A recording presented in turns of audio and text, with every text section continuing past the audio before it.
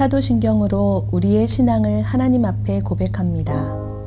전능하사 천지를 만드신 하나님 아버지를 내가 믿사오며 그 외아들 우리 주 예수 그리스도를 믿사오니 이는 성령으로 잉태하사 동정녀 마리아에게 나시고 본디오 빌라도에게 고난을 받으사 십자가에 못 박혀 죽으시고 장사한 지 사흘 만에 죽은 자 가운데서 다시 살아나시며 하늘에 오르사 전능하신 하나님 우편에 앉아 계시다가 저리로서 산 자와 죽은 자를 심판하러 오시리라.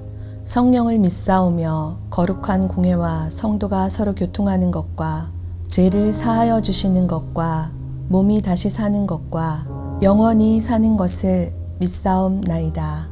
아멘.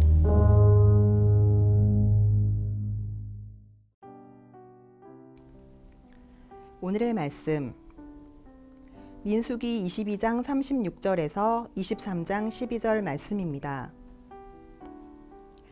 발락은 발람이 온다함을 듣고 모압 변경의 끝 아르논 가에 있는 성읍까지 가서 그를 영접하고 발락은 발람에게 이르되 내가 특별히 사람을 보내어 그대를 부르지 아니하였느냐?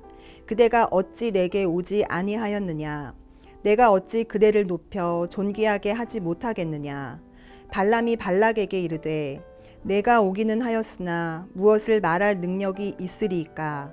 하나님이 내 입에 주시는 말씀 그것을 말할 뿐이니이다. 발람이 발락과 동행하여 기럇 후솥에 이르러서는 발락이 소와 양을 잡아 발람과 그와 함께한 고관들을 대접하였더라. 아침에 발락이 발람과 함께하고 그를 인도하여 바알의 산당에 오르매 발람이 거기서 이스라엘 백성의 진 끝까지 보니라. 발람이 발락에게 이르되 나를 위하여 여기 제단 7을 쌓고 거기 수송아지 7마리와 순양 7마리를 준비하소서 하매 발락이 발람의 말대로 준비한 후에 발락과 발람이 제단에 수송아지와 순양을 드리니라. 발람이 발락에게 이르되 당신의 번제물 곁에 서소서. 나는 저리로 가리이다. 여호와께서 혹시 오셔서 나를 만나시리니 그가 내게 지시하시는 것은 다 당신에게 알리리이다 하고 언덕길로 가니 하나님이 발람에게 임하시는지라. 발람이 아뢰되 내가 7제단을 쌓고 각 제단에 수송아지와 순양을 드렸나이다. 여호와께서 발람의 입에 말씀을 주시며 이르시되 발락에게 돌아가서 이렇게 말할지니라. 그가 발락에게로 돌아간즉 발락과 모압의 모든 고관이 번제물 곁에 함께 섰더라. 발람이 예언을 전하여 말하되 발락이 나를 아람에서 모압 왕이 동쪽 산에서 데려다가 이르기를 와서 나를 위하여 야곱을 저주하라. 와서 이스라엘을 꾸짖으라 하도다. 하나님이 저주하지 않으신 자를 내가 어찌 저주하며 여호와께서 꾸짖지 않으신 자를 내가 어찌 꾸짖으랴. 내가 바위 위에서 그들을 보며 작은 산에서 그들을 바라보니 이 백성은 홀로 살 것이라. 그를 여러 민족 중에 하나로 여기지 않으리로다. 야곱의 티끌을 누가 능히 세며 이스라엘 4분의 1을 누가 능히 셀고 나는 의인의 죽음을 죽기 원하며 나의 종말이 그와 같기를 바라노라 하매 발락이 발람에게 이르되 그대가 어찌 내게 이같이 행하느냐? 나의 원수를 저주하라고 그대를 데려왔거늘 그대가 오히려 축복하였도다. 발람이 대답하여 이르되 여호와께서 내 입에 주신 말씀을 내가 어찌 말하지 아니할 수 있으리이까. 36절을 보시면 발락은 발람이 온다는 말을 듣고 모압의 변경 끝인 아르논까지 가서 발람을 맞이하였다고 하였습니다. 이는 발락이 얼마나 조급해 있었으며 또한 발람에게 얼마나 많은 기대를 하고 있었는지를 시사해주고 있습니다. 즉 발락은 모압 평지에 진을 치고 있는 이스라엘 백성들을 크게 두려워하였고 그들을 물리칠 수 있는 유일한 소망은 오직 탁월한 복술가인 발람의 저주밖에 없다고 생각을 한 것이었습니다. 그래서 그는 발람이 오기를 손꼽아 기다리다가 드디어 그가 온다는 소식이 들리자 더 이상 자기 왕궁에서 기다리지 못하고 국경까지 나아가 그를 맞이했던 것이었습니다. 이처럼 발락은 발람의 능력을 전적으로 신뢰하고 있었으며 이스라엘을 물리치기 위한 유일한 소망으로 그를 의지하였던 것이었습니다. 그러나 발락의 바람대로 발람에 대한 이러한 기대는 헛된 것이요 또한 무익한 것이었습니다. 왜냐하면 이스라엘 백성을 지키시는 분은 전능하신 하나님이셨고 발람은 그 하나님 앞에서 아무것도 할 수 없는 무능한 존재였기 때문입니다. 따라서 발람의 저주로 이스라엘 백성들을 물리치려고 했던 발람의 계획은 결코 성공할 수 없었으며 오히려 그가 저주하기를 바랐던 이스라엘에게 축복을 하게 되는 참혹한 실수를 맛볼 수밖에 없었던 것입니다. 이처럼 사람을 의지하는 것은 헛된 일입니다. 그가 아무리 탁월한 능력과 지혜를 가졌다 할지라도 결국 한계를 지닌 인간이요 하나님 앞에서는 아무것도 할 수 없는 무능한 존재에 불과하다라는 것입니다. 따라서 이러한 사람을 의지하는 자는 결국 실패할 수밖에 없는 것입니다. 그래서 시편 기자는 이렇게 우리에게 권면하고 있습니다. 기인들을 의지하지 말며 도울 힘이 없는 인생도 의지하지 말지니 그의 호흡이 끊어지면 흙으로 돌아가서 그날에 그의 생각이 소멸되리로다. 아멘. 그런데 우리는 너무나도 많은 경우에 하나님보다 사람을 의지하려고 합니다. 문제가 생기면 무릎을 꿇고 하나님께 도움을 구하려고 하기보다는 먼저 자신에게 도움을 줄 만한 사람을 생각하고 찾아다닙니다. 그러다가 항상 실패하고 실망하고 결국 마지막 방법으로 하나님을 찾게 되면서도 늘 이와 같은 어리석음을 반복하며 살아갑니다. 이는 믿음이 있는 자의 바른 행동이라고 전혀 할 수가 없다라는 것입니다. 여러분, 믿음이란 하나님을 차선으로 선택하여 마지못해 그 앞에 나아가는 것이 아닙니다. 그것은 단지 문제 해결을 위한 수단으로 하나로 하나님을 이용하려는 것에 불과합니다. 믿음이란 오직 하나님을 자신에게 최선을 주시는 분으로 신뢰하고 항상 자신의 모든 일을 하나님께 의탁하는 것입니다.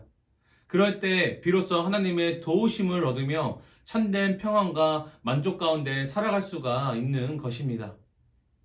우리가 진정으로 하나님을 믿는 자라면 우리는 사람을 의지하지 말고 오직 하나님을 의지하는 자들이 되시길 바랍니다. 사람은 우리에게 진정한 도움을 줄 수가 없으며 단지 그를 의지하는 자에게 실망과 실패만을 안겨줄 뿐입니다. 오직 성도는 하나님만이 우리에게 참된 능력과 도움이 되시는 줄 믿어야 될 줄 믿습니다. 계속해서 41절을 보시면 아침에 발락이 발람과 함께 하고 그를 인도하였다라고 말씀하고 있습니다. 이는 달리 말하면 발람은 발락이 인도하고 이끄는 대로 그를 따라갔다라는 말입니다. 지금 발람이 어떤 사명을 띠고 모압에 왔습니까? 그는 비록 메소포타미아의 술사로서 발락으로부터 이스라엘을 저주하도록 요청받았지만 모압에 오는 도중에 하나님의 사자를 만나 발락에게 하나님의 말씀을 전하도록 하는 사명을 받은 자였습니다. 따라서 발람이 발락을 인도하여 하나님의 말씀 앞으로 인도하는 것이 마땅하였습니다. 그런데 오히려 발람이 하나님을 대적하고 이스라엘을 저주하려는 발락의 인도를 받아 그가 이끄는 대로 지금 따라가고 있는 모습을 보게 됩니다. 결국 발락이 발람을 인도한 곳은 하나님께서 가장 싫어하시는 우상을 섬기는 바알 신당이었습니다. 발람은 악한 발락을 따라가다가 제약의 자리에 이르게 된 것입니다. 우리는 이런 발람의 모습에서 중요한 교훈을 발견하게 됩니다. 그것은 이 세상 속에서 하나님의 백성들은 세상에 이끌려 세상을 따라가서는 안 된다라는 것입니다. 왜냐하면 하나님을 믿지 않고 알지도 못하는 세상은 성도를 결코 생명의 자리로 인도할 수 없으며 오히려 불신앙과 제약의 자리로 인도하기 때문입니다. 만일 우리가 세상을 따라간다면 우리는 발락을 따라가다가 우상의 자리에 이른 발람과 같이 하나님을 버리고 제약으로 달려나가는 꼴이 되는 것입니다. 그러므로 하나님의 자녀들은 세상을 따라가는 것이 아니라 반대로 세상으로 하여금 하나님 앞으로 나아오게 하는 세상의 인도자가 되어야 될 줄 믿습니다. 다시 말해서 우리는 세상의 머리가 될지언정 꼬리가 되어서는 안 된다라는 것입니다. 우리가 세상에서 살다 보면 주위의 불신자로들로부터 많은 유혹을 받기 마련입니다. 때로는 가서는 안 될 자리로 이끄는 유혹을 당하기도 하고 때로는 남을 해치고 속이는 제약의 자리로 유혹당하는 소리를 듣기도 합니다. 뿐만 아니라 어떤 때는 인간의 숭고한 자유와 존엄성을 되찾는다는 미명하에 하나님을 부인하고 믿음을 저버리는 유혹의 손길을 받을 수도 있습니다. 그러나 그럴 때 우리는 세상의 유혹과 이끄는 손길을 단호히 뿌리쳐야 될 줄 믿습니다. 결탄코 그들의 인도를 따라가서는 안 될 줄 믿습니다. 우리는 오히려 우리를 세상의 길, 멸망의 길로 인도하기 위해 유혹하는 자들에게 하나님의 살아계심과 그의 말씀을 전하고 그들로 하여금 하나님을 향한 믿음과 올바른 삶으로 돌아오도록 권고해야 할 줄 믿습니다. 그래야 우리는 멸망의 심판으로부터 내 자신을 보호할 뿐만 아니라 다른 영혼도 구원할 줄 믿습니다. 빌립보서 2장 15절 말씀에서 이렇게 말씀합니다. 이는 너희가 흠이 없고 순전하여 어그러지고 거스르는 세대 가운데에 하나님의 흠없는 자녀로 세상에서 그들 가운데 빛들로 나타내며. 아멘. 이 혼탁해지고 어그러지고 거스르는 이 세대 가운데에서 우리가 하나님의 자녀답게 백성답게 하나님의 흠없는 자녀로 그들 가운데에서 빛을 발하며 하나님의 빛을 내뿜으며 그들도 어두운 가운데 있는 영혼들을 빛 가운데 인도할 수 있는 그러한 믿음이 오늘도 우리 가운데 있어야 될 줄 믿습니다.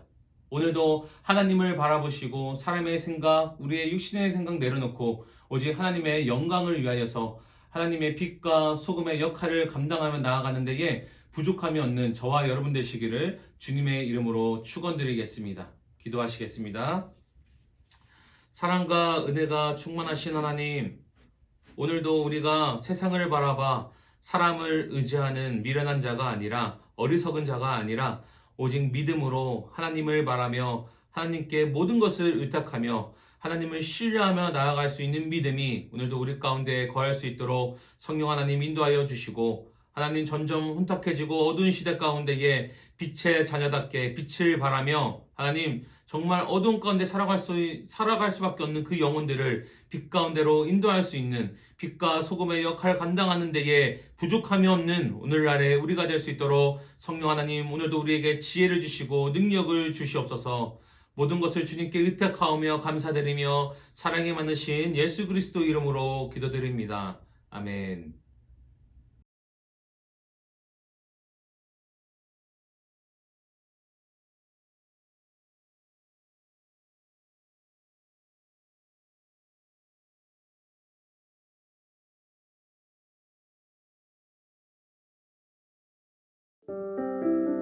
주님이 가르쳐 주신 기도로 예배를 마칩니다. 하늘에 계신 우리 아버지여, 이름이 거룩히 여김을 받으시오며 나라가 임하시오며 뜻이 하늘에서 이루어진 것 같이 땅에서도 이루어지이다. 오늘 우리에게 일용할 양식을 주시옵고 우리가 우리에게 죄 지은 자를 사하여 준 것 같이 우리 죄를 사하여 주시옵고 우리를 시험에 들게 하지 마시옵고 다만 악에서 구하옵소서.